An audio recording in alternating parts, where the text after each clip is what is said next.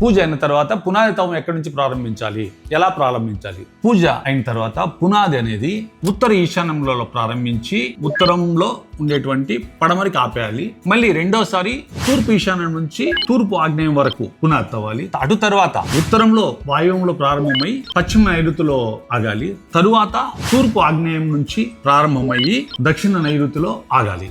అలా మనము పునాదిని తీసుకుంటూ రావడం వల్ల మన ఇంటికి మంచి వైబ్రేషన్ వచ్చేటువంటి వాతావరణం ఉంటుంది. ఇంకోటి ఏంటంటే దాంతో పాటు మనము ఇల్లు కట్టేటప్పుడు ఎక్కడి నుంచి స్టార్ట్ చేయాలంటే దక్షిణ నైరుతిలోంచి ప్రారంభించి దక్షిణ ఆగ్నేయానికి ఆపాలి. తరువాత దక్షిణ ఆగ్నేయం నుంచి తూర్పు ఈశాన్యం వరకు కట్టాలి. తరువాత పశ్చిమ నైరుతి నుంచి పశ్చిమ వాయువ్యం వరకు, పశ్చిమ వాయువ్యం నుంచి ఉత్తర ఈశాన్యం వరకు కట్టుకుంటూ చేయడం వల్ల ఇంటికి శుభం జరుగుతుంది. అలాగే ఈ కార్యక్రమాలు చేసేటందుకు ముందు ఈ ఇంటి స్థలానికి చుట్టూ ఉన్నటువంటి మనకున్న ఈ హద్దులో ఈ కాంపౌండ్ వాల్ పునాది వేసి పునాది లెవెల్ వరకు తెచ్చిన తర్వాత మీరు ఇంటిని నిర్మిస్తే గిన చాలా బాగుంటుంది. ఎందుకంటే గిన ఈ చుట్టూ ఎలా ఉంటుందో, ఏ స్థలాలు పెరిగి ఉంటాయో, ఏ రోడ్డు ఉంటుందో, ఎక్కడ బావులు ఉంటాయో, ఎక్కడ ఏముంటాయో తెలియదు. కాబట్టి దీనికి చుట్టూ ఒక కాంపౌండ్ వాల్ పునాది నిర్మించిన తర్వాత ఇలా చేసుకోవడం చాలా మంచిది అవుతుంది. కాంపౌండ్ వాల్ యొక్క పునాది ముందు తీయడం వల్ల ఇబ్బంది ఏంటంటే